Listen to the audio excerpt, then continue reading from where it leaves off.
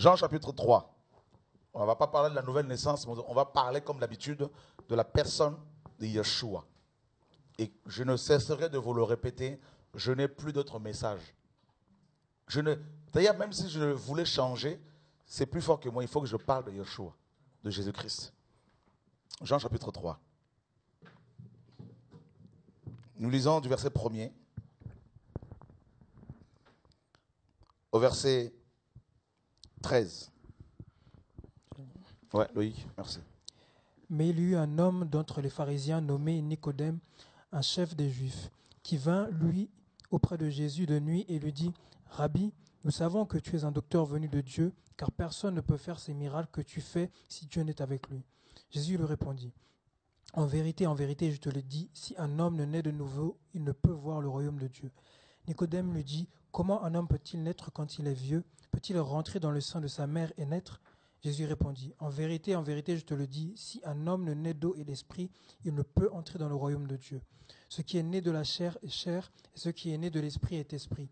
Ne t'étonne pas ce que j'ai dit, il faut que vous naissiez de nouveau. Le vent souffle où il veut, et tu entends le bruit, mais tu ne sais d'où il vient ni où il va. Il en est ainsi de tout homme qui est né de l'esprit.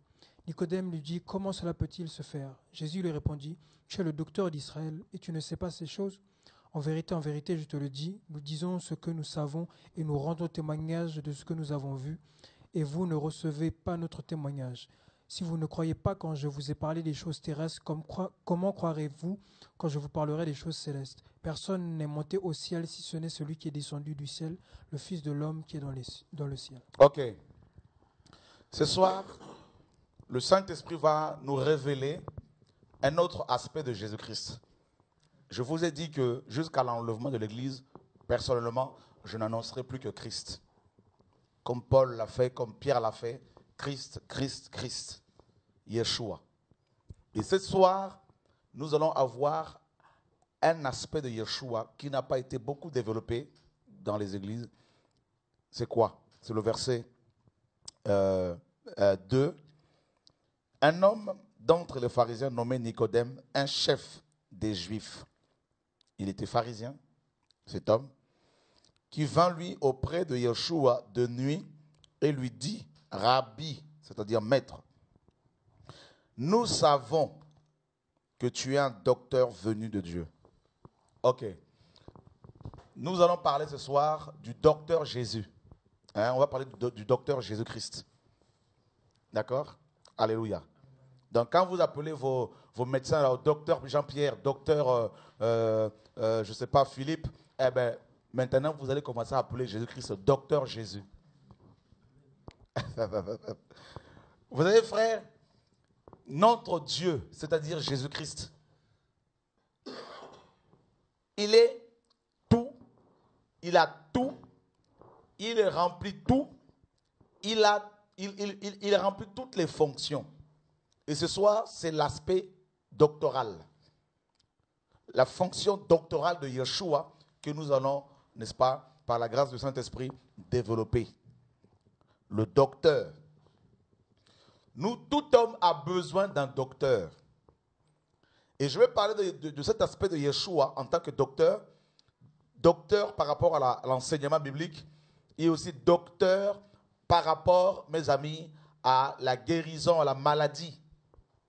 Parce qu'en tant que docteur, n'est-ce pas, il a ces deux fonctions-là. Donc, il est docteur par rapport à la médecine. Il est aussi docteur par rapport à l'enseignement biblique.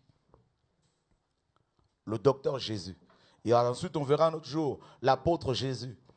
Et ensuite, on verra le pasteur Jésus. Vous voyez? L'évangéliste Jésus.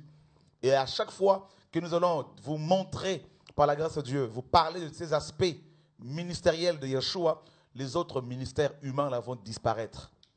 Vous n'aurez même plus besoin de courir après les docteurs hommes en tant qu'enseignant de la parole, sans passer d'abord par le docteur de docteurs. Alléluia. Parlons d'abord du docteur Jésus-Christ en tant que, mes amis, enseignant de la parole de Dieu.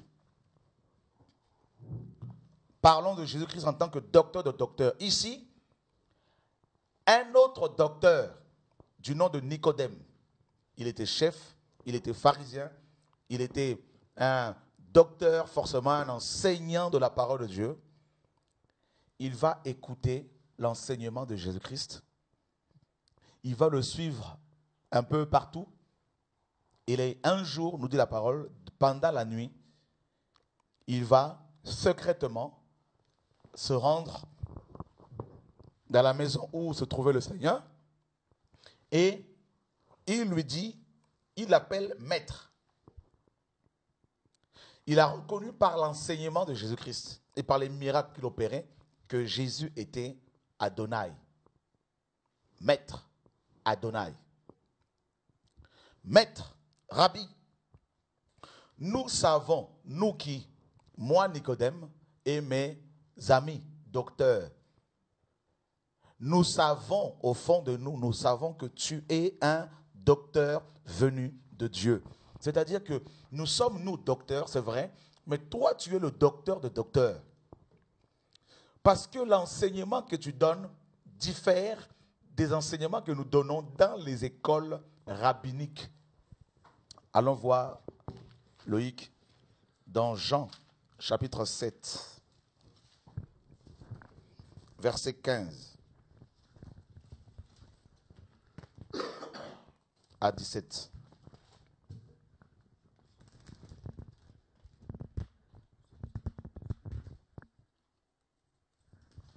Voilà. Jean 7, 15 à 17.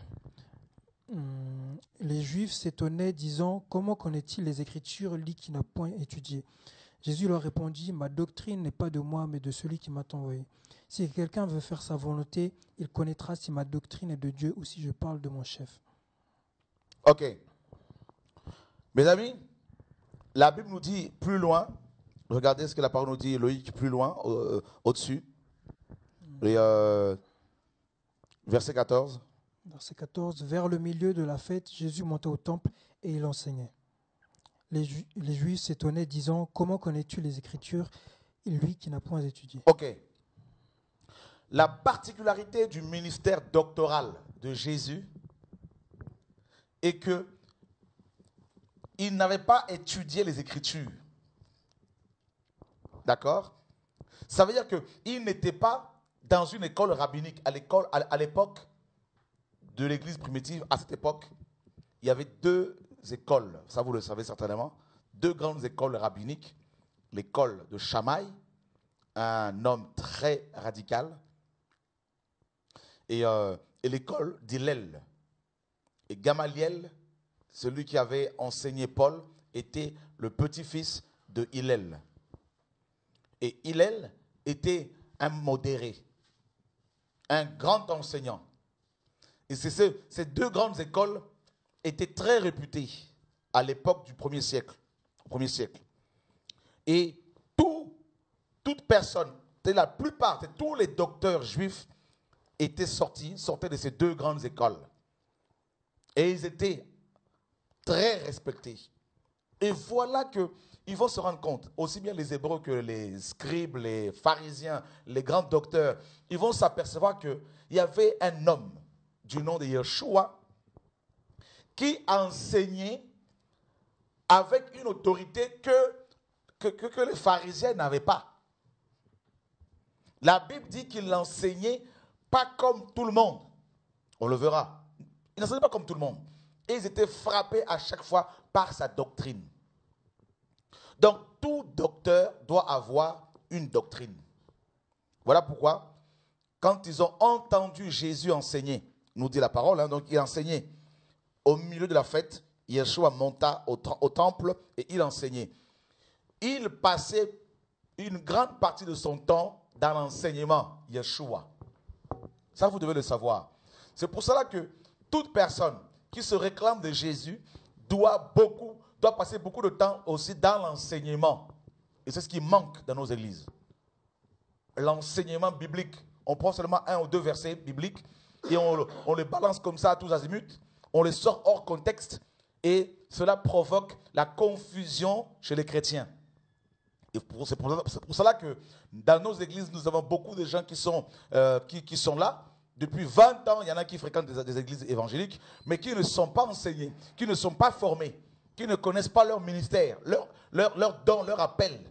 C'est un problème d'enseignement. Pourquoi? Parce que l'aspect de Yeshua, docteur, l'aspect de Yeshua, l'enseignant, l'aspect d'enseignement doctoral de Yeshua n'a pas été saisi.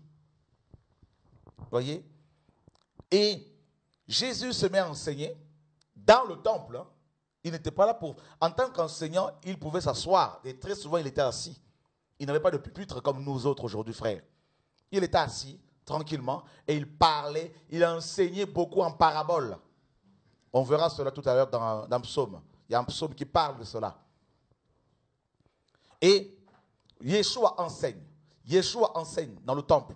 Et les pharisiens étaient là. Et ils ont entendu son enseignement. Les scribes étaient là. Ils ont entendu son enseignement. Et ils étaient choqués. Ils se sont concertés. Ils se sont dit en même temps, comment cet homme, ce jeune homme de 30 ans, a fait pour connaître les Écritures plus que nous.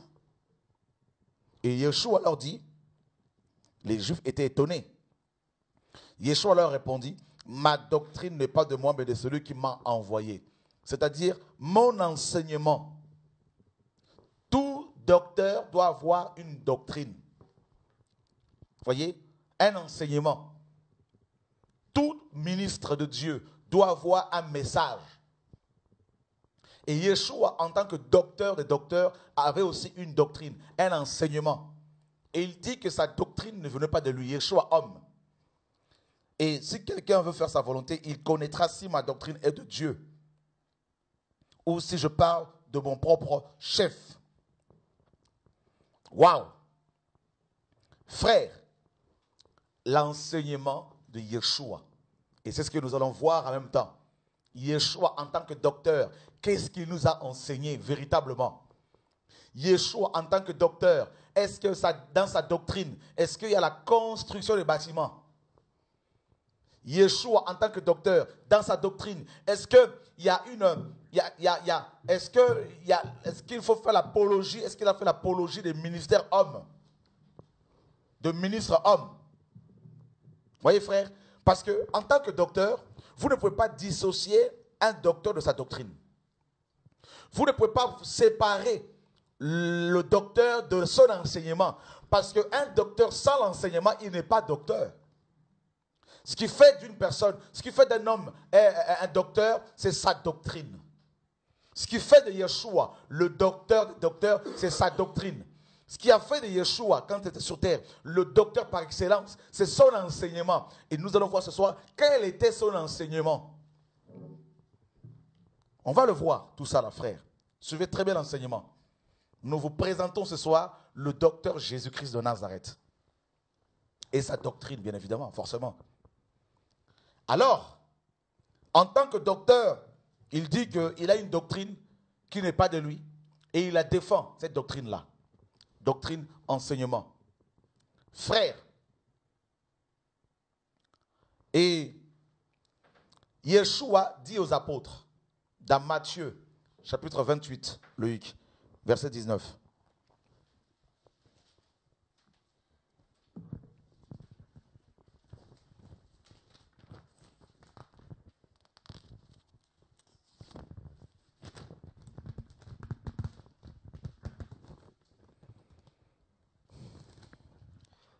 Matthieu 28, 28, 19.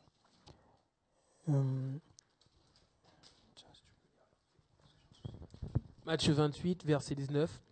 Allez, faites de toutes les nations les disciples, les baptisant au nom du Père, du Fils et du Saint-Esprit, et enseignez-leur à observer tout ce que je vous ai prescrit. Ok. Ouais, la doctrine de Yeshua, il a confié aux apôtres. Enseignez-leur tout ce que je vous ai prescrit. Donc, en tant que docteur, Yeshua a transmis sa doctrine aux apôtres. D'accord? Et il demande à ce que cette doctrine soit véhiculée, soit enseignée. D'accord? Le docteur Jésus-Christ de Nazareth. Allons voir dans Jean, chapitre 7.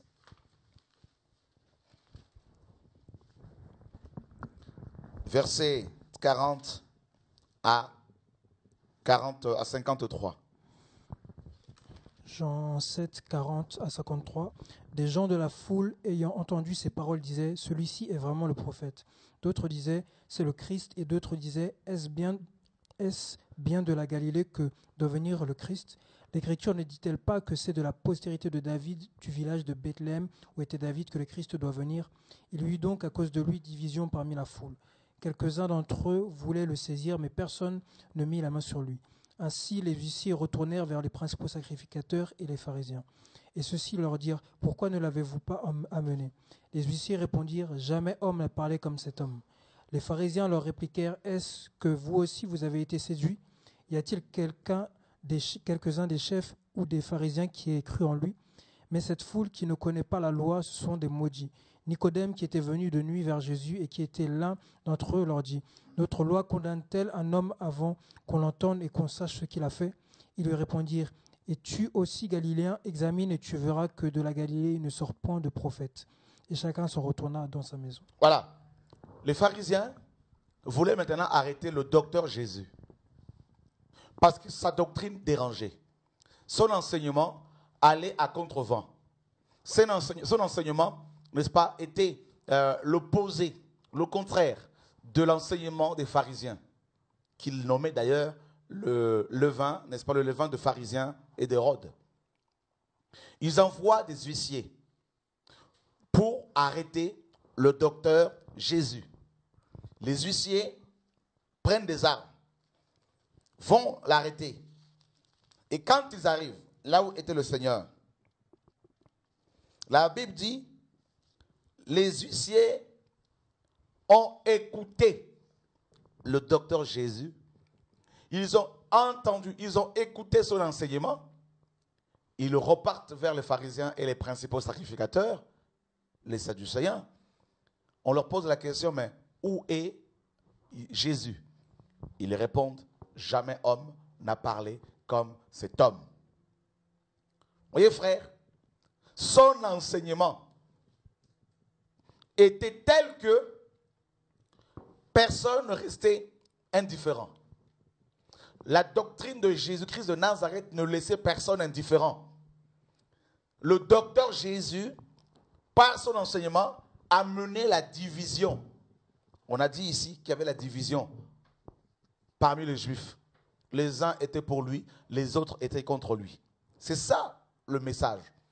Si une personne prêche le docteur Jésus, a le message doctoral de Jésus, cette personne va amener la division dans le pays, dans la ville où elle est. C'est très biblique. Elle sera au milieu d'une bonne et d'une mauvaise réputation. Il a dit, le Seigneur, vous serez haïs de tous à cause de mon nom. Or, son nom est la parole de Dieu. Nous dit Apocalypse, chapitre 19, versets 12 à 13. Frère, les huissiers repartent sans l'arrêter et ils disent, jamais homme n'a parlé. Jamais homme n'a enseigné comme cet homme. Alors, vous comprendrez pourquoi il n'y a pas le réveil dans la plupart de nos églises. Vous savez la raison? Il y a plusieurs raisons. Il y a le péché, bien évidemment. Mais une autre raison, c'est quoi? C'est que beaucoup de pasteurs, beaucoup de chrétiens n'ont pas été enseignés directement par le docteur Jésus. Vous voyez? C'est là le problème. Beaucoup ont été enseignés par les hommes. Or, on ne donne que ce que l'on a. La plupart des docteurs dans nos églises actuellement, d'enseignants, la plupart des dirigeants, des pasteurs, mes amis, sont plus des théoriciens. Comme quelqu'un qui va parler de Darwin, mais qui n'a jamais connu Darwin. Voyez? Donc vous pouvez défendre une théorie sans avoir connu la personne qui est à la base, qui est à sa base. Donc, qui est à son origine, qui est l'auteur de cela. Donc, c'est comme ça. Être un théoricien et être un disciple, c'est deux choses diamétralement opposées. Un disciple, c'est celui qui a reçu l'enseignement du maître. D'accord? Et qui va le retranscrire. Pas seulement de manière verbale, mais par sa vie transformée. Voyez? Donc, les huissiers disent, jamais homme n'a parlé, jamais homme n'a enseigné comme cet homme. Pourtant, il n'avait pas étudié les Écritures. Vous savez pourquoi?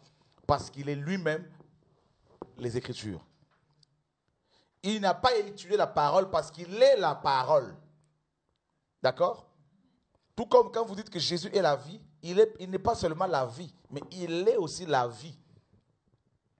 Quand on dit que Jésus a le feu, il n'a pas seulement le feu, il est le feu. Quand on dit que Jésus a de l'eau à donner, il est aussi l'eau. Vous voyez, c'est terrible, frère.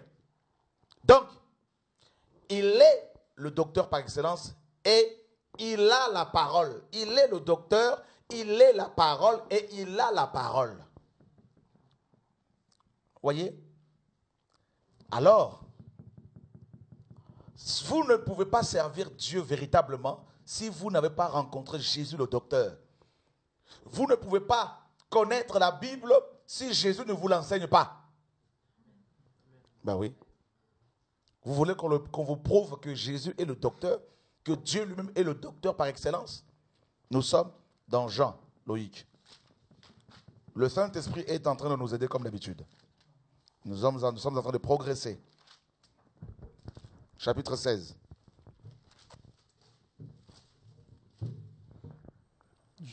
Verset, n'est-ce pas? Verset 12 à 15.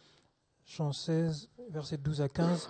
J'ai encore beaucoup de choses à vous dire, mais vous ne pouvez pas les porter maintenant. Car le Consolateur sera venu, l'Esprit de vérité, il vous conduira dans toute la vérité, car il ne parlera pas de lui-même, mais il dira tout ce qu'il aura entendu, et il ne vous annoncera les choses à venir. Il me glorifiera parce qu'il prendra de ce qui est à moi et vous l'annoncera. Tout ce que le Père a est à moi, c'est pourquoi j'ai dit qu'il prend de ce qui est à moi et qu'il vous l'annoncera. Gloire à Dieu. Et nous sommes dans Jean 14.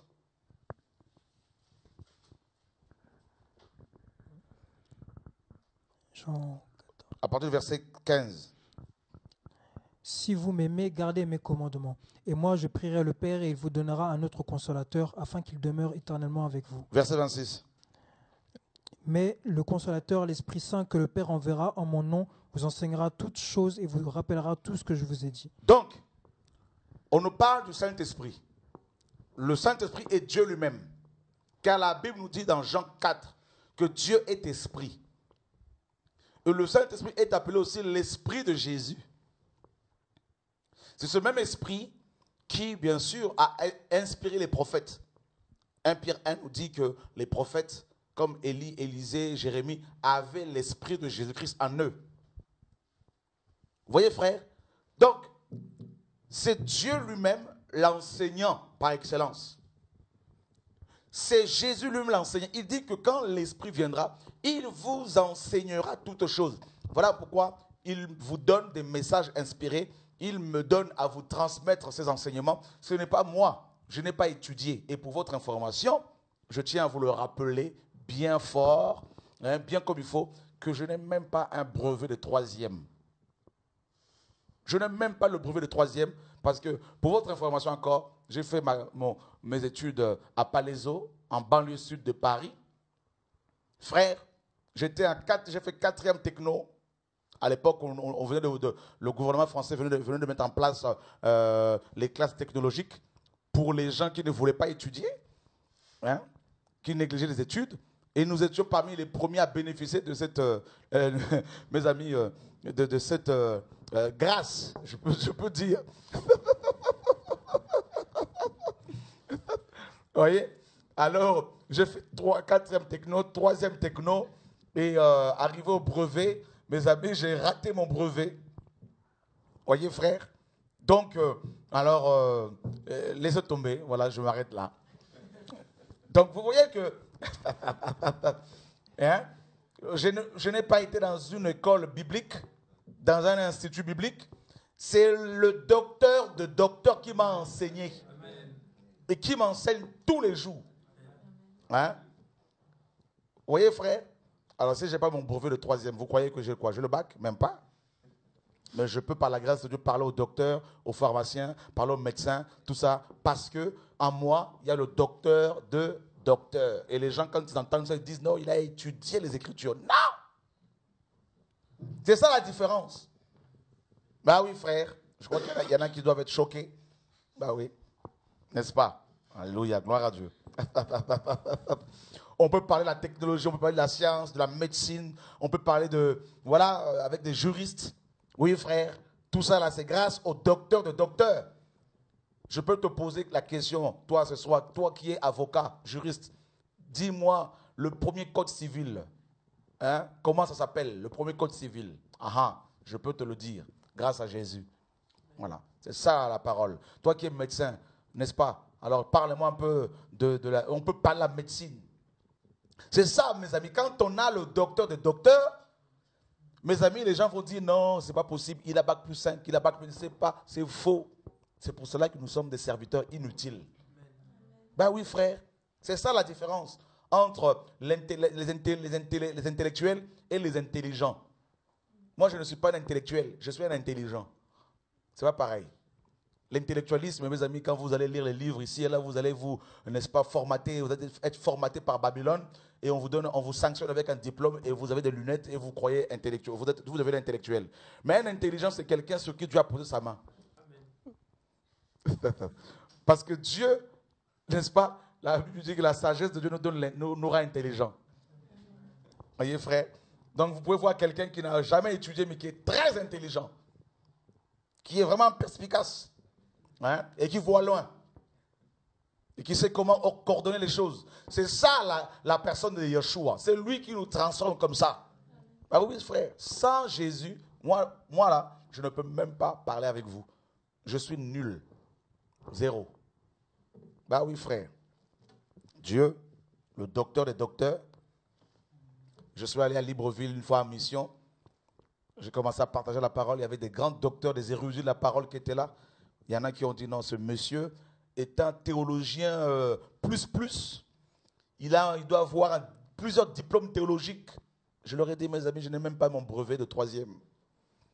Je n'ai jamais été dans une école théologique, dans un institut biblique. C'est le Saint-Esprit qui m'enseigne. Les gars ne voulaient pas me croire.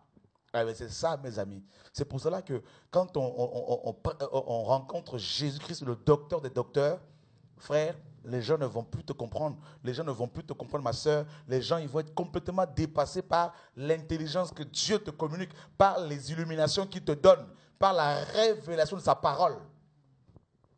Et c'est pour cela que Dieu demande à ce que son Fils soit glorifié, qui est lui-même Dieu, pour que les frères et sœurs voient que ce qui se passe avec nous, nous n'y sommes pour rien. Tout revient au Seigneur. La gloire revient au Seigneur. Alléluia. Le Seigneur dit, l'Esprit de vérité vous enseignera toutes choses. Frère, vous avez vu ici, Aurélie, Jésus n'a pas dit que le Saint-Esprit va vous enseigner un aspect de la doctrine de Christ. Il a dit qu'il va tout nous enseigner. Donc ça veut dire quoi? Écoutez bien ce que Dieu nous communique ce soir. Ça veut dire qu'une personne, Patrick, qui est enseignée par le Saint-Esprit, par Yeshua, en tant que docteur, cette personne-là, même si elle n'a jamais rencontré un pasteur, admettons que tu te convertis aujourd'hui, Dieu lui-même t'enseigne. Et que après tu vas rencontrer un pasteur, un grand docteur qui a même traduit une Bible en allemand ou en français.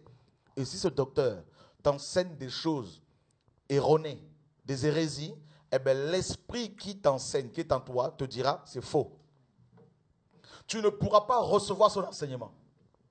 Il va y avoir quelque chose en toi qui va repousser son enseignement, rejeter son enseignement.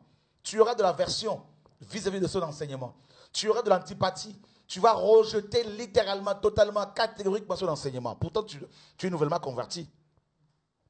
Vous voyez? Et ceux qui n'ont pas l'esprit peuvent dire, non mais Patrick, tu es nouvellement converti, tu es orgueilleux, et cet homme est un grand enseignant, est un grand théologien. Mais tu diras, mais il y a quelque chose à moi qui n'avale pas, qui ne reçoit pas sa doctrine. Eh bien, c'est comme ça que Yeshua, le docteur de docteurs, opère avec ses enfants qu'il forme. Nous avons occulté l'aspect doctoral du ministère de Yeshua. nous l'avons remplacé par les docteurs hommes, humains. C'est pour cela que le diable a inspiré les hommes, les religieux, pour mettre en place des écoles bibliques où on n'enseigne pas Christ selon la vérité, mais on inculque, n'est-ce pas, aux étudiants de la Bible, la philosophie. Voyez, frère, on met en place des écoles théologiques où des gens vont se faire, mes amis, polluer, formater, au point de croire que Jésus-Christ n'était pas né miraculeusement par la vertu du Saint-Esprit, qu'il n'était pas mort et ressuscité. Beaucoup de docteurs, mes amis, remettent en cause la divinité même de Yeshua, sa naissance miraculeuse, sa mort sur la croix et sa résurrection.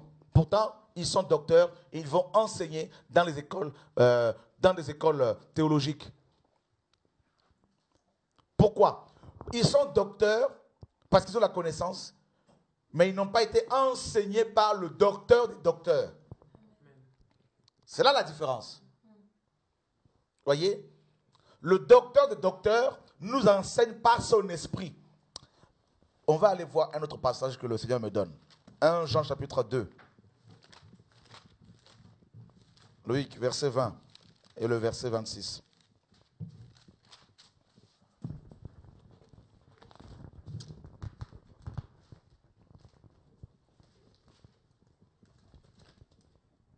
Jean chapitre 2, versets 20 et 26. 20 à 26. Ouais, 20 et 26. Pour vous, vous avez reçu l'onction de la part de celui qui est saint et vous avez tout de la connaissance. Verset 26. Je vous ai écrit ces choses au sujet de ceux qui vous égarent. Verset 27. Pour vous, l'onction que vous avez reçue de lui demeure en vous et vous n'avez pas besoin qu'on vous enseigne, mais comme son onction vous enseigne toutes choses et qu'elle est véritable et qu'elle n'est pas un mensonge, demeurez en lui selon les enseignements qu'elle vous a donnés. Waouh! Un des rôles de l'onction, n'est-ce pas, c'est l'enseignement. L'enseignement. Une personne nouvellement convertie, une personne qui a expérimenté une véritable conversion, n'a pas besoin qu'un pasteur, qu'un apôtre, qu'un prophète, qu'un docteur humain, qu'un évangéliste lui dise convoiter est un péché. Non. Le Saint-Esprit qui produit la nouvelle naissance dans nos cœurs, le Saint-Esprit, donc Yeshua en tant que Dieu, en tant qu'Esprit, nous enseigne automatiquement ces choses élémentaires. Donc, si vous rencontrez un chrétien, une personne qui se dit chrétienne, et qui fréquente une assemblée locale, et qui ne sait pas que convoiter est un péché, que l'impudicité est un péché, ce n'est pas compliqué. Cette personne-là n'a pas reçu l'enseignement du docteur Jésus-Christ. Donc, de ce fait, elle n'est pas sauvée. Bah oui, frère. C'est tellement clair. C'est pour cela que nous devons revenir à la doctrine du docteur Jésus-Christ. Ouais. Nicodème a dit, nous savons, nous les religieux, nous savons que tu es un docteur venu de Dieu. Frère, le ministère doctoral n'est pas n'importe quel ministère. Parce que le docteur est celui qui nous fait asseoir dans la doctrine, qui nous enracine dans la doctrine. Voyez? Qui nous plonge dans la parole, qui nous bâtit avec la parole, qui nous établit dans la parole, qui pose la fondation avec l'enseignement. Voilà pourquoi Paul, en tant que docteur, il pouvait enseigner toute une nuit. L'enseignement peut durer une nuit d'affilée, sous l'onction. C'est comme ça que Yeshua a enseigné, toute une journée, parfois. Mais regardez dans nos églises, frères. On va prendre un passage et on va parler de ses affaires, on va parler de ses voyages. Les gens ne sont même pas enseignés. Et ils vont marcher pour chasser les démons, Satan. Mais ils vont les chasser avec quel enseignement, avec quelle doctrine, avec quelle puissance? Voyez, frère, la parole n'est pas assez posée. Le docteur Jésus. Jean nous dit, pour vous, vous n'avez pas besoin qu'on vous enseigne. Et il dit, je vous ai écrit au sujet de ceux qui vous égarent. C'est-à-dire les faux docteurs, les faux ministères. Vous n'avez pas besoin qu'on vous enseigne, car son onction vous enseigne sur toutes choses. Voilà pourquoi un vrai enfant de Dieu, qui a rencontré Jésus le docteur, même si on lui dit que tel frère avec qui tu travailles est un sorcier, l'Esprit de Dieu lui dira, si c'est faux, il lui dira c'est faux. Il ne sera pas perturbé. S'il est perturbé pendant quelques jours, l'Esprit de Dieu va l'enseigner la nuit dans son sommeil. Le docteur Jésus lui dira, ça c'est mon serviteur, ne bouge pas. Mais ceux qui sont destinés à l'enfer, ceux qui sont destinés à l'enfer seront perturbés et voleront comme des feuilles sèches. Des feuilles qui sont complètement sèches, et qui vont s'envoler comme ça par tout vent de doctrine. Mais un vrai enfant de Dieu, qui est enseigné par le Seigneur, par son esprit, frère, ne va pas être perturbé parce que l'esprit l'enseigne. C'est ça la différence.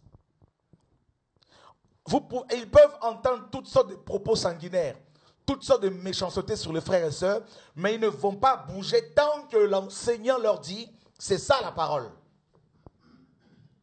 Voilà pourquoi vous avez, avec ce message que tu nous donnes, le retour à la parole, beaucoup de pasteurs s'y opposent, mais parmi eux, beaucoup savent quand même que c'est la vérité, comme Nicodème. Et ceux qui s'y opposent, ils s'y opposent parce qu'ils ont plusieurs intérêts. Hein. Ils ont des intérêts personnels, pécuniaires, tout ça. Et beaucoup d'autres parce qu'ils sont voilés simplement. Mais vous allez voir que des gens qui sont à peine convertis, ils vont recevoir l'enseignement. Pourquoi? Parce que la différence, ce n'est même pas par rapport au temps passé dans le christianisme, qui est une religion. La différence ne se fait pas par rapport au nombre d'années passées dans les églises. Mais la différence se fait par rapport à l'enseignant qui apporte l'enseignement, par rapport à l'enseignant, par rapport à la personne qui enseigne. Si c'est Yeshua qui a apporté l'enseignement à ce nouveau converti, ces derniers vont comprendre la parole de Dieu. Même si elle paraît difficile à comprendre, ils vont la comprendre, cette parole. Vous voyez? Donc quelqu'un peut être chrétien depuis 30 ans et ne pas comprendre le message du moment parce qu'il n'est pas enseigné par le docteur Jésus, mais par les hommes. Vous voyez, frère? C'est ça la différence. Jésus a énormément enseigné. Il a passé plus de temps dans l'enseignement que dans les prédications. Ben oui, frère. Remarquez bien. Quand il entrait dans les synagogues, il n'y entrait pas pour aller prêcher, sautiller. Il enseignait. Il enseignait. Paul enseignait. Pierre a enseigné. L'enseignement. Yeshua est celui qui nous enseigne. Il a dit aux apôtres, enseignez-leur à observer. L'enseignement de Jésus, la doctrine de Jésus consiste dans l'observation de ces principes, des principes directeurs qui nous permettent, mes amis, d'atteindre les objectifs que Dieu nous a assignés. Et la parole est claire, frère. Moi, je reçois mon enseignement de Jésus. Ce n'est pas de l'orgueil.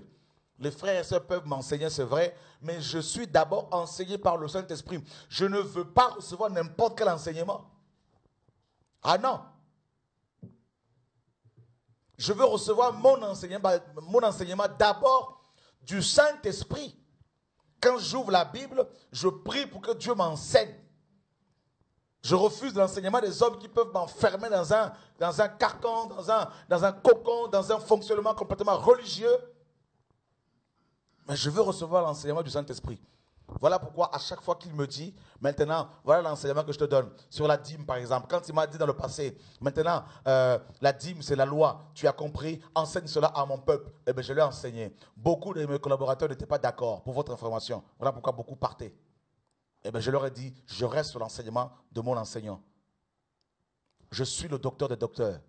Et quand il m'a dit, enlève les groupes de louanges, parce que tout mon peuple, parmi mon peuple est composé d'adorateurs, que chacun puisse entonner un cantique, comme la parole le dit, eh bien, je l'ai enseigné. Quand il m'a dit, donne l'autonomie, parce que c'est écrit, eh bien, j'ai donné l'autonomie. C'est ça l'enseignement.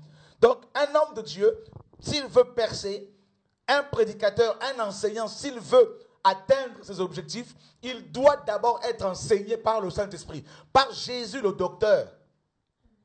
Sinon, il n'y a pas de réussite, il n'y a pas de percée, il n'y a pas d'exploit, rien à faire. Beaucoup de pasteurs, beaucoup de dirigeants, vous allez les voir, ils sont dirigeants, ils sont pasteurs. Pendant, vous les rencontrez aujourd'hui, vous revenez les voir 20 ans après, ils ne changent pas. Il n'y a aucun progrès. Pourquoi? Parce qu'ils restent sous l'enseignement de leur père spirituel. Mais ils ne sont pas enseignés d'abord par le Saint-Esprit. Un homme qui enseigne et qui est lui-même enseigné par le Saint-Esprit, on le sait, on le sent. Parce qu'il y a la vie. Voyez frère, parce que les gens changent de vie, de caractère. Ceux qui sont de Dieu, bien sûr. Yeshua, le docteur des docteurs. Mes amis. Alléluia. Gloire à Dieu. Que Dieu soit béni, que Dieu nous aide. Mes amis. À l'âge de 12 ans, Yeshua, déjà dans le temple, était en train de poser des questions au grand docteur.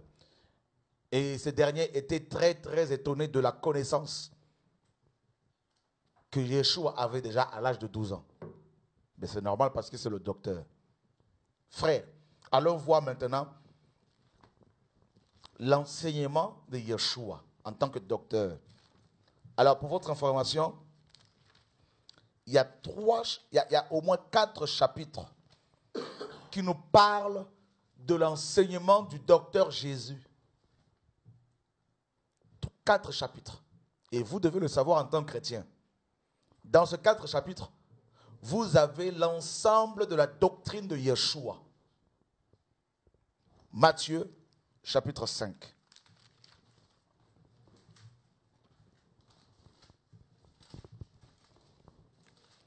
Loïc, tu peux nous lire juste les versets 1 et 2. Matthieu 5, versets 1 et 2. Voyant la foule, Jésus monta sur la montagne, et après qu'il se fut assis, ses disciples s'approchèrent de lui.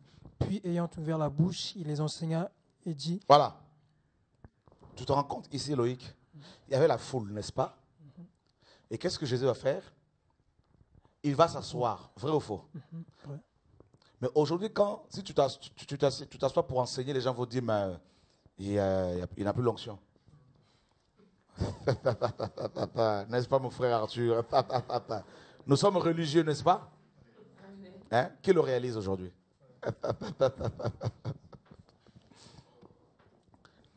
Qu'est-ce qui lui arrive?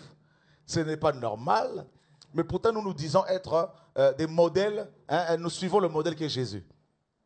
Mais vous allez voir que il va s'asseoir, Patrick, sur la montagne. Oh mon Dieu. Si c'était nous autres, on allait demander une estrade. On allait demander un costume et cravate. Un costume et une cravate. Un beau costume, une belle cravate. On allait demander un pupitre. Des belles chaussures, bien cirées.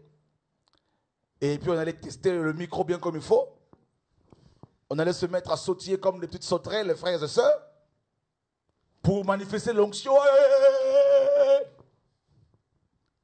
Et à la fin, on donne son numéro de téléphone et son adresse mail et on demande aux ouailles, appelez-moi. Comme ça, je vais pouvoir bien vous dépouiller. C'est pas ça l'évangile. Ça, c'est l'évangile à l'américaine. Voyez, frère? Oh, que Dieu nous ouvre les yeux. Je pense que ce soir, vous voyez, ça c'est l'onction doctorale ce soir. Hier, on a baigné dans l'onction prophétique évangélique. Aujourd'hui, c'est l'onction doctorale. Il faut asseoir les gens. Dieu fait bien les choses. Alléluia. Et Yeshua va s'asseoir sur la montagne. Ça ne vous dit rien, mes amis, ici? Ça ne vous dit rien? C'est Moïse. Moïse a reçu la Torah sur quelle montagne? La montagne de Sinaï. N'est-ce pas? C'est là qu'il a reçu la Torah. Et Moïse a dit que Dieu vous enverra un autre prophète, un prophète comme moi. Il faudra écouter sa parole. Et Yeshua maintenant va asseoir sa doctrine. Et il va s'asseoir sur la montagne des Oliviers. D'accord? On l'appelle la montagne. Et là, la Bible dit, n'est-ce pas? ses disciples s'approchèrent de lui, puis ayant ouvert la bouche, il les enseigna et dit, voyez l'enseignement de Jésus? Eh ben, c'est Matthieu 5, n'est-ce pas? Là, vous avez l'enseignement de Yeshua, d'accord? Il y a déjà dans Matthieu 5 ici, Loïc, nous avons plusieurs doctrines. Donc, il y a la doctrine, doctrine, et ensuite nous avons plusieurs autres doctrines. Vous voyez, c'est l'enseignement de Yeshua. Et dedans, vous avez plusieurs aspects. Il a brossé plusieurs aspects, n'est-ce pas, mon frère? Et qu'est-ce qu'il a dit rapidement, hein? Heureux les pauvres en esprit, car le royaume des cieux est à eux. Heureux les pauvres en esprit, car le royaume des cieux est à eux.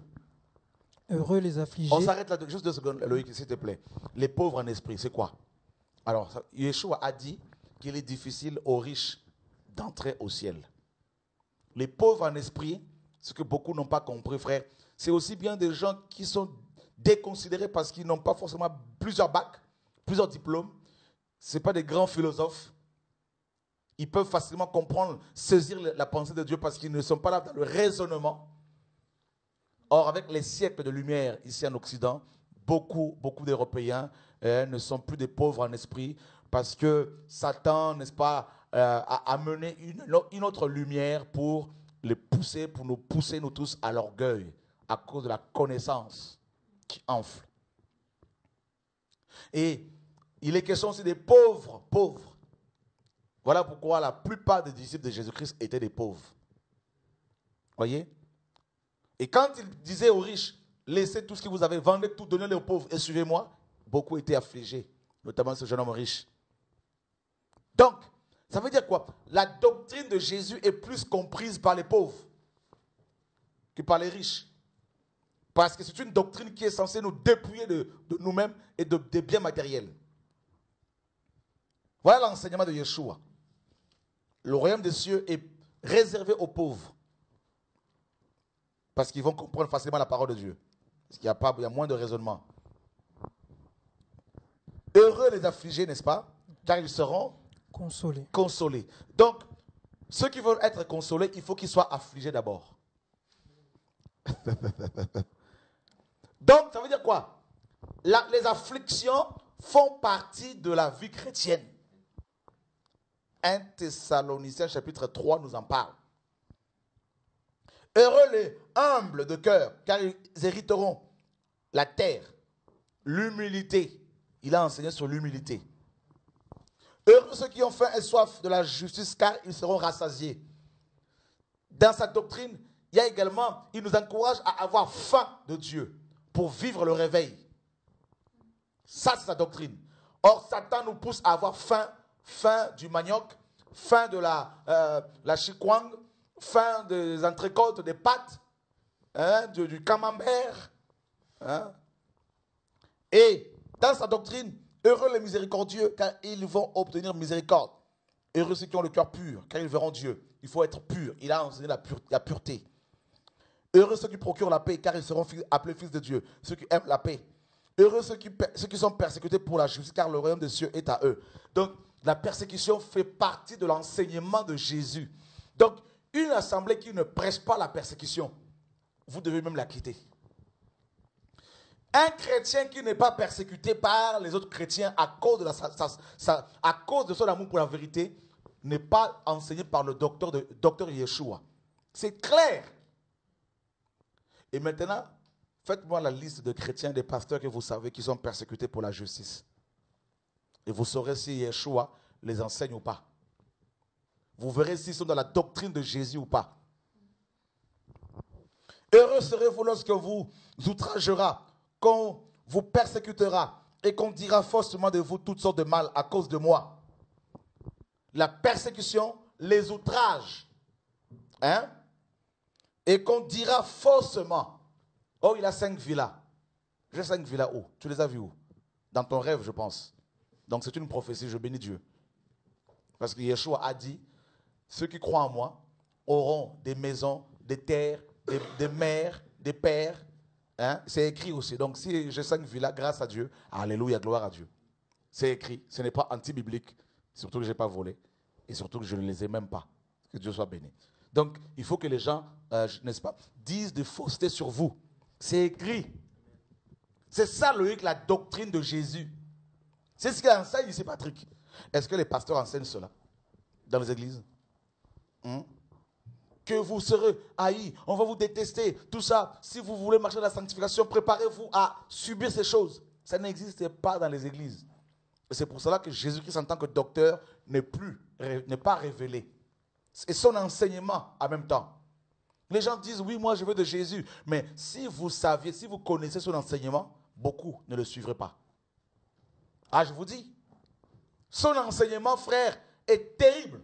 C'est ça, ici, là, son enseignement.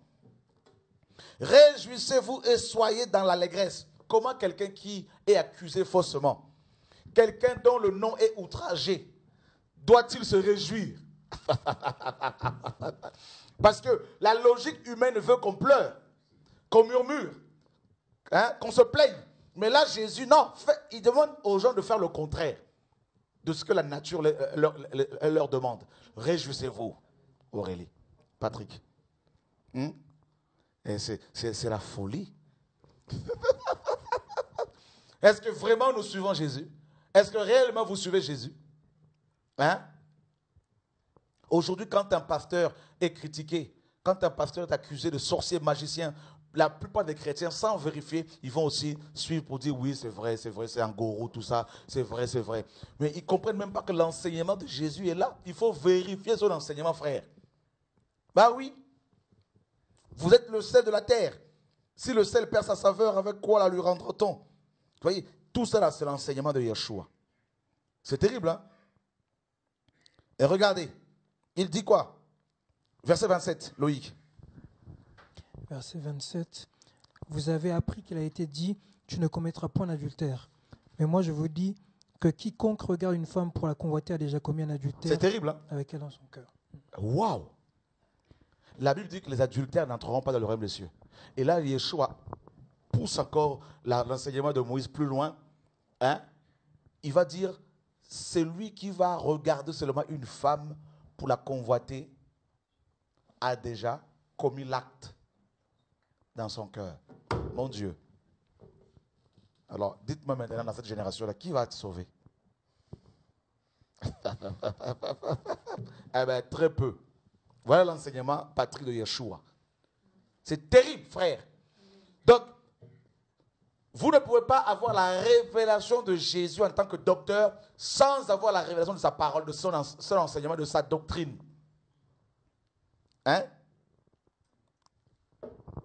Continue le verset et 29, juste le verset 29. Si ton œil droit est pour toi une occasion de chute, arrache-le et jette-le loin de toi, car il est avantageux pour toi qu'un seul de tes membres périsse et que ton corps entier ne soit pas jeté dans la géhenne. Là, c'est la séparation avec les mauvaises choses. Voilà ton enseignement.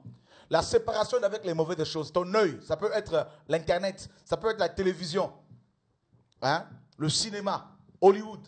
Si ça t'affecte, coupe. Voyez? Les amitiés. Voilà l'enseignement de Yeshua. Il est catégorique.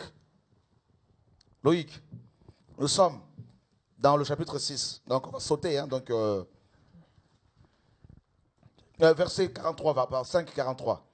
44. Vous avez appris qu'il a été dit, tu aimeras ton prochain et tu haïras ton ennemi.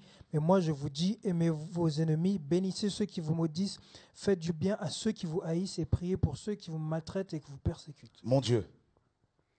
Loïc, Hervé, les pasteurs là qui te persécutent, Jésus te dit, il ne faut pas les haïr. Il faut les aimer encore. Il faut prier pour eux. Mais ça, c'est terrible. Comment des gens qui me persécutent, qui me blessent, et toi, Dieu, tu me demandes de les aimer? Eh bien, c'est ça l'enseignement de Jésus. Ah, il nous casse là.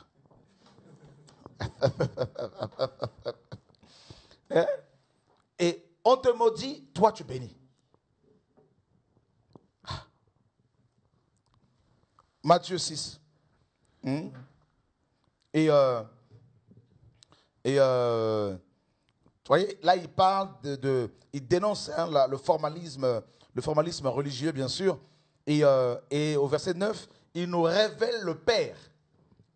il nous apprend comment prier le Père. Il révèle le Père. Vous voyez, dans l'enseignement de Yeshua, en tant que docteur, il nous révèle le Père. Il nous amène au Père. Voici donc comment vous devez prier. Notre Père. Waouh! Est-ce que les pasteurs aujourd'hui nous amènent-ils vers Dieu? Nous poussent-ils vers Dieu? Ou est-ce qu'ils veulent nous garder avec eux? Voyez, prenez mon numéro, appelez-moi. Non, mon ami, ce n'est pas ça l'enseignement de Yeshua. Voilà l'enseignement. Allez vers Dieu. Alléluia. C'est ça le message. Allez vers Dieu. Voici l'agneau de Dieu qui ôte le péché du monde. Et les disciples de Jean ont suivi Jésus. C'est ça l'enseignement de Jésus-Christ de Nazareth. Alléluia. Frères, nous sommes dans le chapitre 6, verset 25, Loïc. Verset 25. C'est pourquoi je vous dis, ne vous inquiétez pas pour votre vie de ce que vous mangerez, ni pour votre corps de quoi vous serez vêtus. La vie n'est-elle pas plus que la nourriture et le corps plus que le vêtement? Ne vous inquiétez pas pour votre vie. Oh, c'est ma vie. Ah, c'est ma vie. C'est mon avenir. Il faut que je pense à ma vie quand même. Je sacrifie ma vie. Yeshua dit, ne vous inquiétez pas pour votre vie. Par rapport aux vêtements, par rapport aux voitures, il dit, je prends soin de vous. Voilà son enseignement. Les inquiétudes tuent le ministère, nous poussent à la convoitise, nous poussent à la cupidité, nous poussent à la duplicité, nous poussent au vol. Ah oui, frère. Vous allez tellement vous inquiéter, vous. Il y en a qui s'inquiètent tellement par rapport à leur vie qu'ils finissent par trouver des combines, des voies et moyens pour pouvoir s'en sortir, et ils se corrompent. Et ils finissent par, mes amis, se faire, comment dire, ils finissent par être disqualifiés par le Seigneur. Frères, cherchez premièrement le verset 33. Le royaume et la justice de Dieu, et toutes ces choses vous seront données par-dessus. Waouh! Le chapitre 7. Frères, il y a tellement de choses qu'il a dites ici, et je vais prendre seulement 2 ou 3 choses à chaque fois. Il parle d'entrer par la porte étroite, le verset 13. Car large est la porte, ça c'est la religion. Spacieux est le chemin qui mène à la perdition, et il y en a beaucoup qui entrent par là. Donc il nous donne l'ordre, c'est un ordre, entrer. Et là c'est la croix. C'est la croix. C'est la croix. Voyez frère, c'est la porte des brebis. La croix. Il dit, demandez et vous recevrez, frappez et l'on vous ouvrira. Cherchez, vous trouverez. Voyez? Et c'est terrible. Et il parle de faux prophètes. Donc, voyez, dans la doctrine de Jésus, il y a tout. Tout. Nous sommes, Loïc, dans le chapitre 8, juste le verset 1er. Lorsque Jésus fut descendu de la montagne, une grande foule le suivit. Voyez, lorsque Jésus fut descendu de la montagne, une grande foule le suivit. Regardez, chapitre 5, on a la doctrine de Christ. Chapitre 6, la doctrine de Christ. Chapitre 7, le 3e chapitre, la doctrine de Christ. Et dans le chapitre 8, il finit son enseignement et il descend de la montagne. Waouh! Il a passé, je pense, qu'il a dû passer toute la journée pour enseigner. Vous vous rendez compte, frère? Et remarquez, regardez bien son enseignement ici.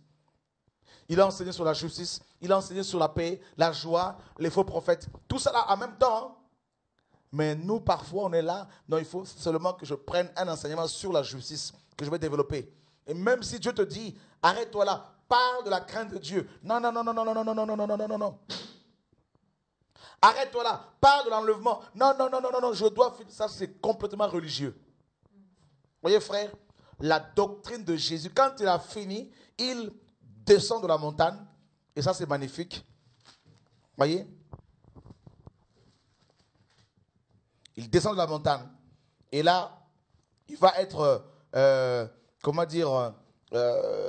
un lépreux va lui demander de l'aide et il va le purifier, le guérir, le soigner. Frère, non, que Dieu soit béni pour son œuvre. Yeshua est vraiment le docteur des docteurs. Frère, il sait comment enseigner les gens. Voyez, la différence entre les docteurs hommes et Jésus, c'est quoi? Les hommes qui enseignent, ils vont simplement vous apporter l'enseignement comme ça, mais très souvent, il n'y a pas la vie derrière.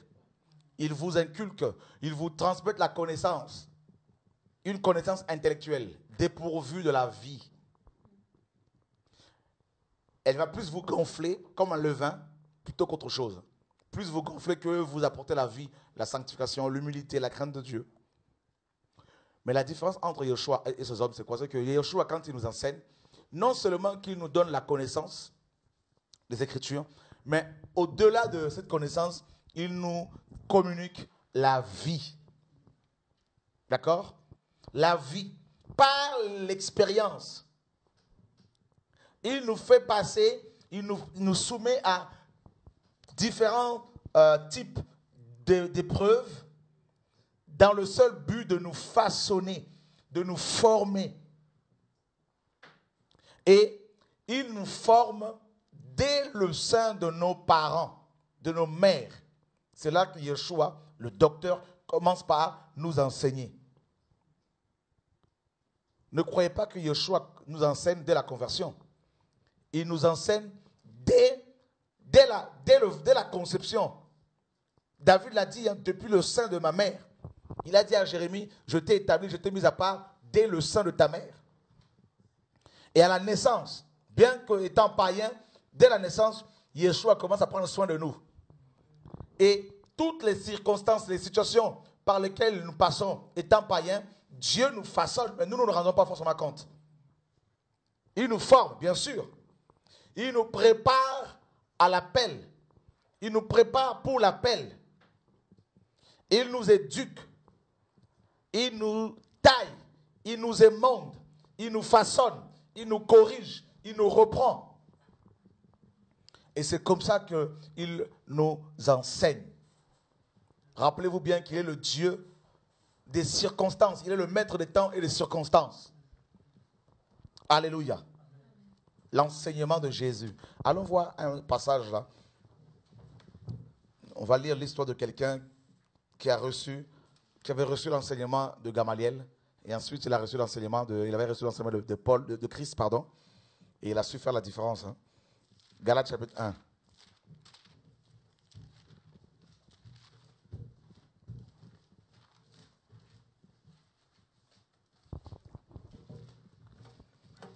Loïc, verset Hervé. 13 à 17. Galates 1, verset 13 à 17. Vous avez su en effet quelle était autrefois ma conduite dans le judaïsme, comment je persécutais à outrance et ravageais l'Église de Dieu, et comment j'étais plus avancé dans le judaïsme que beaucoup de ceux de mon âge et de ma nation, étant animé d'un zèle excessif pour les traditions de mes pères.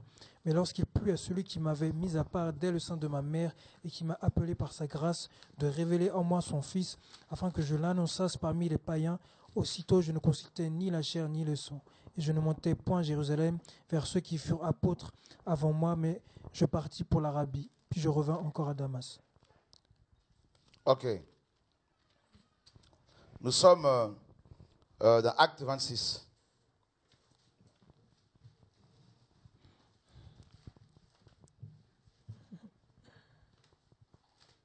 Verset 1 au verset 6. Acte 26, 1 à 6.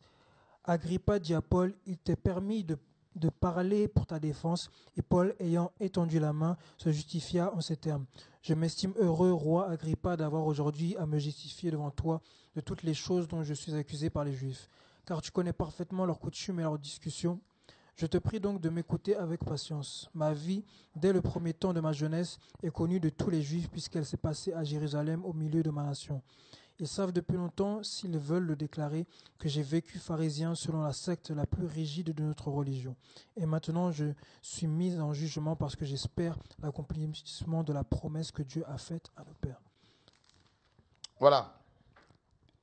Et mes amis, vous voyez, l'apôtre Paul, et acte 22, Loïc, 22, c'est le verset que je cherchais. Acte 22, verset 3. 22, verset 3. Je suis juif, né à Tars, en Cilicie, mais j'ai été élevé dans cette ville-ci et instruit au pied de Gamaliel dans la connaissance exacte de la loi de nos pères, étant plein de zèle pour Dieu, comme vous l'êtes tous aujourd'hui. Voyez, Paul avait reçu 2 types d'enseignements. Paul avait connu 2 écoles. L'école de Gamaliel. Gamaliel étant le petit-fils d'Hillel. Hillel était un grand érudit. Comme je vous l'ai dit, à l'époque, au 1er siècle, il y avait 2 écoles. L'école de Shammai. Shammai était un radical et Hillel était modéré. Et Gamaliel était, d'après les historiens, le petit-fils de Hillel. Et Paul, nous dit la parole, était instruit, formé par Gamaliel. Il était à ses pieds. C'est vrai, à l'époque, les étudiants s'asseyaient au pied des docteurs et c'est comme ça qu'ils apprenaient, qu'ils étaient enseignés. Et Paul était au pied de Gamaliel et c'est lui, Gamaliel, qui l'a instruit, qui lui a appris, mes amis, la parole, qui lui a enseigné la parole, la Torah. Mais vous avez vu ce que l'enseignement de Gamaliel avait produit chez Paul? La religion. Un zèle amer, comme il a si bien l'exprimé dans Galates 1. Il était beaucoup plus avancé dans le judaïsme que beaucoup de ceux de son âge. Et la Bible dit clairement qu'il était attaché, il avait un zèle excessif pour les traditions de ses pères. Donc, c'est-à-dire Hillel, n'est-ce pas? Gamaliel, son père spirituel dans la religion. Et Paul croyait servir Dieu en persécutant les chrétiens. Il croyait défendre la Torah, comme beaucoup de ceux qui sont amers et qui vont se mettre à combattre les dirigeants, les hommes de Dieu, croyant bien faire, sans se rendre compte qu'ils deviennent des juges. Et là, Paul était enseigné par Gamaliel. Paul croyait, il avait une connaissance terrible de la Torah. Mais regardez maintenant, Paul, sur le chemin de Damas, il allait pour persécuter les chrétiens. Et sur le chemin de Damas, Yeshua, le docteur des docteurs, va le rencontrer. Et qu'est-ce qui va se passer? Paul va être rendu aveugle par le Seigneur. C'est fait exprès. Il n'y a pas de hasard dans les Écritures. C'est-à-dire, les yeux dans les Écritures nous parlent de la connaissance. Voyez? La connaissance. Et parce que nous pouvons lire, nous lisons avec les yeux donc pour acquérir la connaissance. Dieu le rend aveugle, c'est-à-dire littéralement, Dieu lui a montré la folie dans laquelle il était. Dieu lui a montré qu'il était insensé, qu'il était inintelligent. Voyez? Paul, le grand érudit, le grand, n'est-ce pas, docteur, était aveugle. Il fallait maintenant, parce qu'il ne pouvait plus lire la Torah avec ses yeux, parce qu'il était aveugle, il fallait maintenant qu'il apprenne, qu'il soit enseigné par le docteur de docteurs et qu'il ait les yeux de l'esprit ouverts.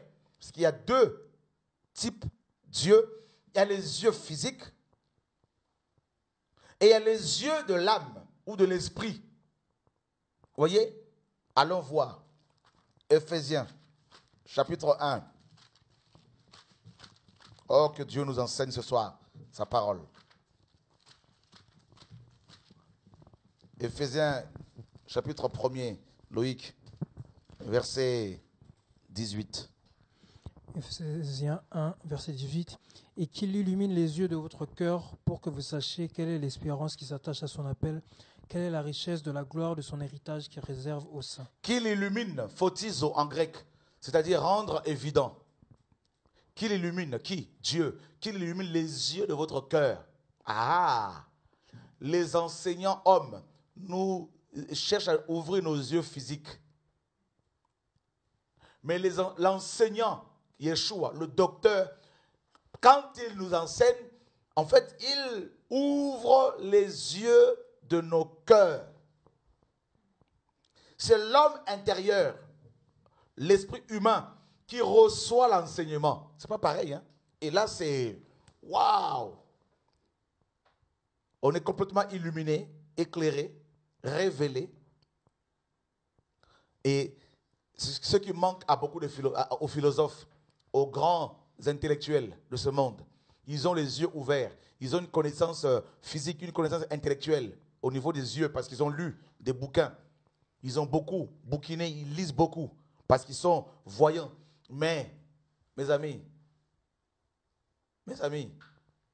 Dieu, par contre, quand il nous enseigne, il ouvre les yeux de nos cœurs. Et là, c'est l'homme intérieur qui est ressuscité, régénéré, réveillé. Et c'est pour cela qu'il priait ici, Paul, pour que les yeux des Éphésiens soient illuminés, les yeux de leur cœur. Voilà pourquoi le message du temps que Dieu nous donne ne peut être compris que par ceux et celles dont les yeux des cœurs sont illuminés. Mais ceux dont les yeux du cœur ne sont pas illuminés, même s'ils sont voyants sur le plan physique, ne pourront pas comprendre la pensée de Dieu. Voilà pourquoi Yeshua dans Matthieu 13 disait, « Il vous a été donné de connaître les mystères du royaume des cieux. » Mais à ceux-là, cela ne leur a pas été donné. Ils voient, mais ils ne comprennent pas.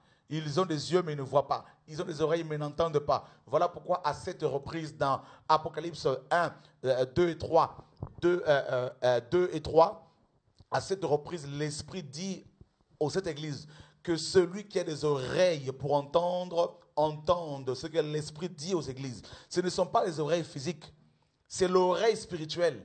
Car dans Ésaïe 50, la Bible dit, l'Éternel m'a ouvert les yeux. Il m'a ouvert les yeux. Il m'a donné une langue exercée. Il m'a ouvert l'oreille pour que j'écoute, comme écoutent les disciples. Ah oui, frère. Ah oui. Ce message que je vous prêche, le retour à la parole depuis des années, en dénonçant la dîme, les bâtiments qu'on appelle églises, la même mise des passages sur les églises de manière à les casser, à les dépouiller. Eh bien, ce message, frère, si je peux le prêcher, je peux le prêcher. C'est parce que Dieu me les a, tous ces messages communiqués par l'Esprit. Il fallait d'abord que mes yeux, les yeux du cœur soient ouverts pour pouvoir comprendre cette parole. De toute façon, la Bible, vous ne pouvez pas la comprendre intellectuellement. Vous devez la comprendre avec le regard spirituel. N'est-ce pas? Grâce au Saint-Esprit. Parce que c'est l'Esprit qui l'a inspiré.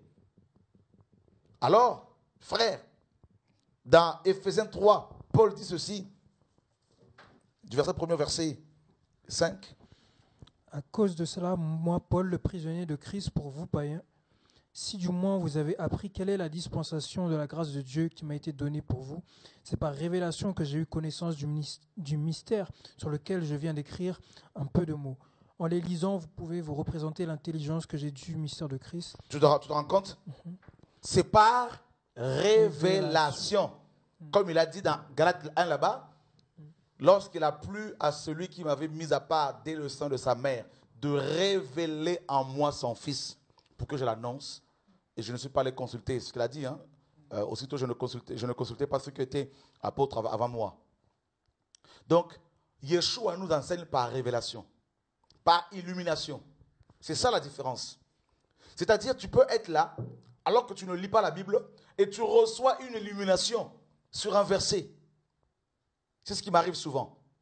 Parfois, tu ouvres seulement la Bible comme ça, et des illuminations te tombent comme ça. Et facilement, l'Esprit te donne à faire de corrélations entre les versets, entre les chapitres. Il, n'est-ce pas, te transporte en esprit dans le passé. Il te montre les choses pendant que tu enseignes. Tu reçois des illuminations et ça libère des onctions et le feu est lâché et les gens reçoivent des délivrances, des guérisons et les démons ne supportent pas la parole révélée. Donc automatiquement, ils quittent les corps. Et la maladie également quitte le corps des malades. Et c'est ce qui se passe, frère. Et c'est comme ça que les apôtres enseignaient sous l'onction de l'Esprit de Dieu. Et c'est pour cela que nous devons connaître Jésus en tant que docteur. Voyez, l'enseignant, il a dit lui-même. Voilà pourquoi les apôtres l'appelaient maître. c'est-à-dire l'enseignant, rabbi, celui qui enseigne. Mes amis, depuis mon enfance, Jésus a pris soin de mon enseignement biblique. Oh, c'est magnifique. Vous me direz, mes frères Chora, comment faire pour être enseigné par Jésus? Comment faire pour recevoir son enseignement? Ce n'est pas compliqué. Développer une relation avec. Craignez-le. Méditez la parole. Il va commencer à vous enseigner. Et vous allez commencer à vous rendre compte que les enseignants qui sont sur Internet, frères, vous font perdre votre temps. La plupart. Ils vous distraient. Vous allez commencer en écoutant l'enseignement de Jésus, vous allez commencer à être, n'est-ce pas, à vomir l'enseignement de votre pasteur s'il n'est pas enseigné lui-même par Jésus. Oh oui. Frère, honnêtement, ce n'est pas de l'orgueil. Parfois, quand je veux écouter un enseignement quelconque, si la personne n'est pas enseignée par l'Esprit de Dieu, j'arrive pas. J'éteins. Je prends ma Bible, je médite. Voyez? Dernièrement, je lisais un livre écrit par un prophète qui est déjà mort. Cet homme était vraiment enseigné par le Seigneur. Il a écrit ce livre quand il était encore, je pense, avec Dieu. Oh, j'étais là, je bondissais sur mon lit, tellement que ce livre dégageait quelque chose, une onction terrible. Ne me demandez pas de quel homme il s'agit. Non. Alléluia. Vous savez, les gens lisent, ils témoignent, frère Chora, j'ai lu le livre Entre les mains du potier et un démon est sorti de mon corps, de mon âme, j'ai été guéri. Frère, ce n'est pas parce que j'ai écrit ce livre, c'est l'enseignement que j'ai reçu de Jésus qui produit ces choses-là. Donc l'homme n'y est pour rien. Vous voyez, c'est ça la différence. Donc même en lisant un livre, les gens sont délivrés, guéris, sauvés. C'est ça la différence entre l'esprit qui enseigne et le docteur religieux et théologien qui enseigne. Mes amis, laissez Jésus vous enseigner, s'il vous plaît. Criez à Christ chez vous. Implorez sa grâce. Demandez au Seigneur de vous enseigner. Il enseignait beaucoup, en finir avec un psaume, le psaume 78. Il enseignait beaucoup en parabole quand il était sur terre. Loïc, psaume 78, verset 1er au verset 2. Mon peuple, écoutez mes instructions, prêtez l'oreille aux paroles de ma bouche. J'ouvre la bouche par des sentences, je publie la sagesse des temps anciens. Prêtez l'oreille aux paroles de ma bouche. Voilà ce qu'il faut faire. On va finir l'enseignement ici. Prêtez l'oreille, n'est-ce pas, aux paroles de la bouche de qui? De Yeshua. Ici, là, c'est Yeshua qui parle. Le prophète Asaph était sacrificateur, lévite. Il était prophète. Et en fait, quand il parlait ici, c'était Jésus-Christ qui parlait par sa bouche. Et Yeshua lui disait par ce monsieur, par ce prophète, aux enfants d'Israël, mon peuple, prêtez. Donc mon peuple prête l'oreille à mes paroles, aux paroles de ma bouche, pas aux paroles de la bouche des hommes. Si vous prêtez vos oreilles aux critiques, aux murmures, aux enseignements charnels de tous ceux qui circulent tous ceux qui sont sur le net, frère, vous risquez de vous faire polluer parce que derrière chaque enseignement, il y a un esprit. Si celui qui enseigne est cupide, vous recevez la cupidité. Si celui qui enseigne est un adultère, vous recevez l'adultère. Vous devez le savoir. Parce que derrière chaque parole, il y a la puissance. Il y a une puissance. Dieu a créé le monde par sa parole. Donc la parole, toute parole est accompagnée d'une puissance, d'une onction. Voilà pourquoi ne tendez pas vos oreilles à tout enseignement. Vérifiez vraiment dans la prière que la personne qui enseigne est de Dieu. Priez Dieu, il vous montrera son état d'âme. Enfants de Dieu, écoutez bien s'il vous plaît. Nous voulons vous positionner Christ dans vos cœurs. Et Yeshua dit ici, j'ouvre la bouche par des sentences, littéralement par des proverbes. D'accord? Je publie la sagesse des temps anciens. Donc quand Yeshua enseigne, c'est la sagesse des temps anciens. C'est ça la différence. Or, la crainte de Dieu est le commencement de la sagesse. Donc l'enseignement de Jésus nous amène à la crainte, nous amène à l'amour, nous amène à l'humilité, nous amène à bénir nos ennemis, à prier pour ceux qui nous persécutent. L'enseignement de Jésus nous amène, frère, à fermer les oreilles aux critiques, aux dires des hommes, parce qu'ils vont parler. C'est normal qu'ils parlent. C'est normal qu'ils débutent des choses. Ils vont dire, vous avez 10 000 villas, alors qu'ils n'ont jamais vu ces villas-là. Parce que c'est la jalousie qui anime les cœurs. Mais ne vous arrêtez pas là-dessus. Ils vont vous traiter de tout le nom, sorcier, magicien, voleur, gourou. C'est normal. Beaucoup même vont vous quitter, vous abandonner. C'est écrit. Jésus a été abandonné par plusieurs de ses disciples. La Bible dit dans Jean 6, plusieurs de ses disciples n'allèrent plus avec lui. Si lui qui est Dieu a été quitté de ses disciples et nous autres frères, mais c'est biblique. C'est biblique. Paul dit, tous ceux qui sont en Asie m'ont abandonné. C'est biblique. Donc ne soyez pas choqués si cela vous arrive. C'est écrit. Vous voulez que Dieu guérisse, vous voulez que Dieu vous bénisse, mais vous ne voulez pas vivre la parole. Le retour à la parole, c'est le retour à tout ce qui est écrit. Pas seulement au miracle, à la gloire, mais également au rejet, également à l'outrage, également à la persécution, aux afflictions. Donc il faut accepter l'évangile, le plein évangile. Pas seulement prendre les choses qui nous arrangent. Dieu est grand. Alléluia. Voilà mes amis, l'enseignement, Yeshua le docteur. Et si vraiment il vous enseigne correctement, si vous laissez Jésus vous enseigner chez vous, si vous l'acceptez comme votre docteur, votre enseignant, votre maître, alors dans ce cas-là, vous serez des vrais apôtres, des vrais prophètes, des vrais docteurs, des vrais pasteurs, des vrais diacres, des vrais anciens, des bons chrétiens, des vrais disciples, parce que vous serez fondés sur Christ. Beaucoup de gens ont voulu m'imposer leur vision, m'imposer leur doctrine. Je leur ai dit, ça ne m'intéresse pas. Il y en a qui ont dit non, il est orgueilleux. Il croit qu'il a tout compris. Non, non, frère, je n'ai pas dit ça. Même un petit enfant peut m'enseigner. Mais si cet enfant n'est pas inspiré de Dieu, je ne veux pas l'écouter. Je veux écouter ceux et celles qui ont pour enseignant, qui ont Christ pour enseignant. Mais sinon, ceux qui n'ont pas Yeshua comme leur enseignant, leur enseignement ne m'intéresse pas. Parce qu'il est question de la vie éternelle. Voyez? Il ne faudrait pas qu'on vous fonde, qu'on vous positionne sur des choses qui vont vous amener de l'autre côté. Il faut être correct avec le Seigneur. Vous devez le craindre, nous devons le craindre.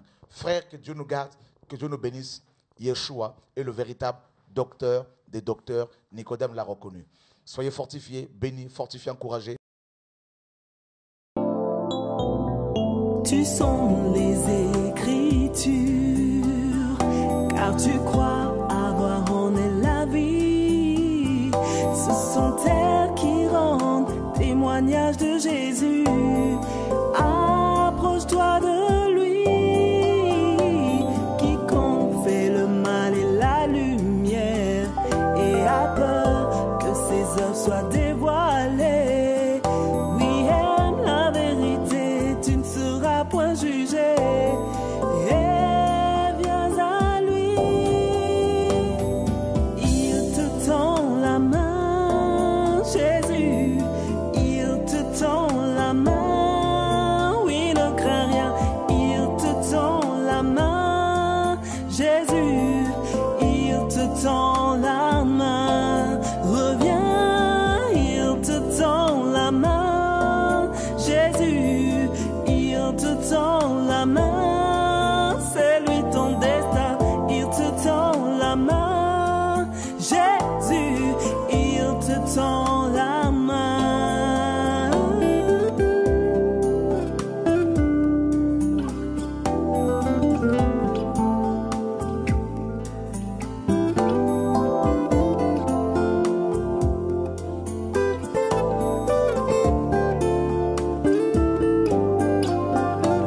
Embarqué sur la mer, confusion, destination, la vie éternelle. Quels que soient les naufrages, les tribulations,